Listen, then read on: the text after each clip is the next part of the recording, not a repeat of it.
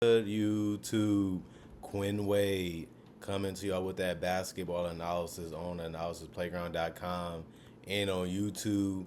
We're going to talk about free agency news as we see Jarrett Allen and the Cavaliers agreed to a 3-year, $91 million extension. And this is a deal that I'm not really surprised about. They signed up Evan Mobley. They signed up Donovan Mitchell. We'll see what happens with Darius Garland, who was also an all-star, just like these guys. And he's a guy that's very quick. He's a guy that rebounds the ball well, sets decent screens, and he plays a lot of minutes, 31 minutes a game. He's usually healthy when they need him. He plays 77 games, and he was a guy that can get a double-double any given night and stay out the way, but also can finish real strong. He's a guy you have to also pay attention to because he can always sneak past and get a lob or get a dump off and finish around the rim. He's one of the best centers in the league. There's not any doubt about that. That's why they traded for him, because they wanted him and they felt like he can be a difference maker. And he was one of the reasons why this team is so difficult to stop, because they already got the perimeter players and they already got the interior players now. And it just made sense, to bring everybody back when you're having success and you have this type of lineup to start the game off with, and your bench is solid. Like, this is a team that's a contender in the Eastern Conference. They win games. They got closers. They have everything that they need. They just got to get some things figured out as a group, and they got to be able to step their play up against better teams like the Celtics. And then you would never know with this team. They're not that far from being a championship team when it comes to talent and when it comes to, what they can do on both ends of the court. And that's something that none of us doubt, but that's something that we all understand. And that's all we really seeing from the Cavaliers, is that they're close. Can they beat the Celtics? Can they beat the Sixers? Can they beat teams like the Knicks? Well, we won't really know until those matchups happen. And we just know that they're on the same page as those guys, as one of the top 5 teams in the Eastern Conference. And bringing back Jarrett Allen and showing them that he's a priority, showing him that they need him, is something that builds your morale up and builds your confidence up, because you can go to war with these guys and eventually get it done. Can they get it done? That's a wait and see. But it's good to see them have a young core that they believe in and want to keep together. And I think that that's important to show that too, because you don't want to hit any egos, or you don't want to make anything crash earlier than it has to, or you can have the ability to see it out and see what they can do as a unit. Well, other than that, Luke Canard and the Grizzlies agreed to a 1-year, $11 million deal. This is a guy that can get you double figures off the bench. This is a guy that can give you spacing. This is a guy that can really shoot the basketball. And if you're going to get rid of Zaire Williams, it makes sense to get a shooter, because guys like Jaren Jackson and guys like Desmond Bain and all those other guys can already space the floor well for a guy like Ja Morant, who this team is particularly built around. His cutting, his slashing, his physical style needs him to have guys that he can kick it out to and make shots. But he can also come off screens. He can also shoot, the three. He can handle the ball a little bit. He's a decent playmaker for a guard.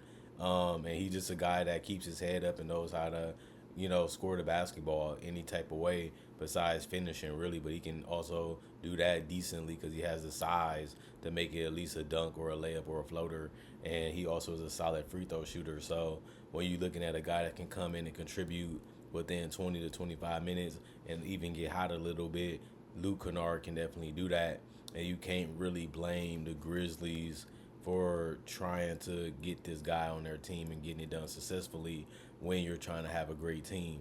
Um, it's just really good to see these contenders continue to round out the rest of these rosters the correct way. Like, we trying to have a abundance of young talent while still having veteran presence on these rosters. And even Precious Achua, he agrees to a 1-year deal worth $6 million for the New York Knicks, a guy that's hustle and muscle. He's going to come at you. He's going to box out. He's going to find a way to get the rebound. He's a guy that can finish with dunks. He's a guy that can, accept his role and he's cool with it because he's been like this for multiple years. And the Knicks are a gritty team where they play hard and they very physical, and he already was a part of this team before, so he understands what they need him to do and what they're trying to get out of this roster, and his role is going to be already predetermined. But he seemed like he liked it. He seemed like he enjoyed it, and he can give you solid rebounding, and he can give you solid production within those minutes that you need him to play. And those are the guys that you definitely want. And even Devontae Graham, he's a guy that can be a little streaky, but the Blazers, they agreed to a 1-year deal with him to try him on a flyer. Can this guy help us with floor spacing? Can this guy be a solid guy that can spark when we have our lows or our stagnantness that they usually have in Portland? But we need more spacing, we need more shooting. So let's go after a guy that can possibly give us that, and he's one of the best free agents left. The Hawks did choose to weigh Bruno Fernando. He was a guy that had potential, and the Hawks obviously felt that way because they brought him in. They felt like he can play a little harder, he can do a little more. He's not developing the way that they think that he should, so they dumped him. We need more than what you're giving us. We did see you get picked at the 35th pick in the second round, and most of those guys hang around long enough, to still be able to get a couple chances to show growth and improvement. And he's a guy that they just feel like wasn't giving them everything that they thought that he could, especially with his length and his body. So they just ended up letting him go. Dominic Barlo agrees to a 2-way deal with the Hawks. I feel like that's a great opportunity for him to get a second chance and get to play at high-level games possibly again. But we still see some Zach LaVine trade talk. We still see some other guys like Brandon Ingram getting some trade talk. And we also see that Mosiah Diabete and the Hornets agreed to a 2-way deal also. The Nets trade talk with Isaac Okoro, trying to get a guy that can defend a little bit and give them a young guy that can possibly improve and be better, just like the Cavaliers feel. The Cavaliers still haven't gave up on getting Isaac Okoro back in there. But, the Nets say, well, we might as well just try to get the best young talent that we can get that still has a hope of being a great player or a great starter. Got a little bit Tabu Cephalosha type of vibes where he's athletic, he's mobile, can lay up, can dunk, can't really shoot but not scared to. And the confidence is there. You just got to make sure he actually can live it out. He has the ability to be a solid 3-and-D guy, but that's really about it on that guy. But other than that, that's the roundup.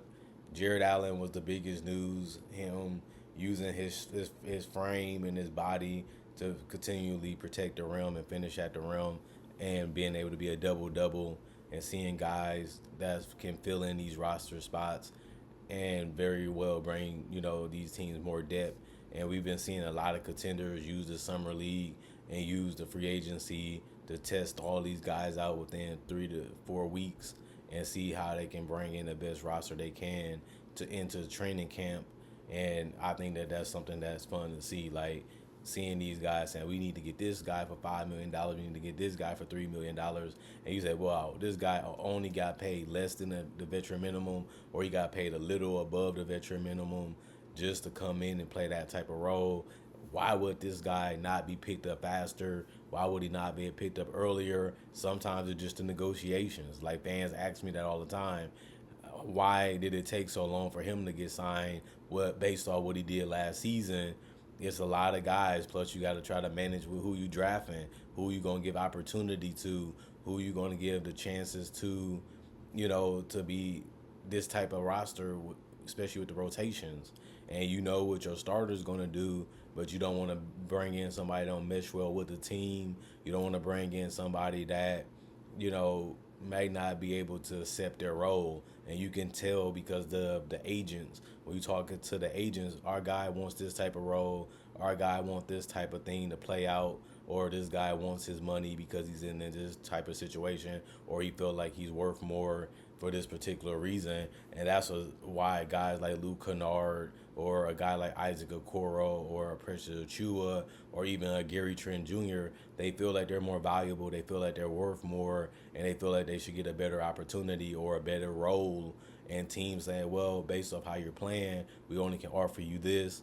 Is either you want this or we just not going to play around with you because you're going to have to either be out the league or you're going to have to accept a role. And I done seen John Wall at Summer League say, I got to accept any kind of role because that's what I have to do to get back in the NBA. Most people don't get that far thinking wise when they're young, but when they're older, they find out to say, I'm just going to do whatever it takes to win. I want to do whatever it takes to get on the roster because I love playing basketball that much, and that's what I want to continue to do is play against the best players and play in the NBA. And it makes sense, from the veterans' perspective, the guys that's been in the league 3 to 4 years perspective, signing these two-way contracts, signing these quick deals just to play in the game, just to play a couple games, and you still see them, enjoy those contracts because they still signing them. So they just looking at the opportunity to get some shine and some opportunities to give them more possibilities to stay in the league and possibly even get a big payday if they haven't got it before. Because people look at those deals too. Well, this team is paying this and they're giving me this role, or I got to wait to get this role by holding out. And sometimes it works, sometimes it doesn't. But it's also another option. Maybe I got to hold out a little bit just to get the role and the money that I need. Other than that, comment, like, subscribe, hit the notification bell, and you get more analysis that way. And also, it's the summertime, so people got more free time. People on vacation. Watch my older videos because there's so many classics on this channel, just like this, and other type of classics on my channel that has this type of content done a different way. So make sure you check those videos out. And other than that, I am gone. Hope you guys enjoy the rest of y'all day.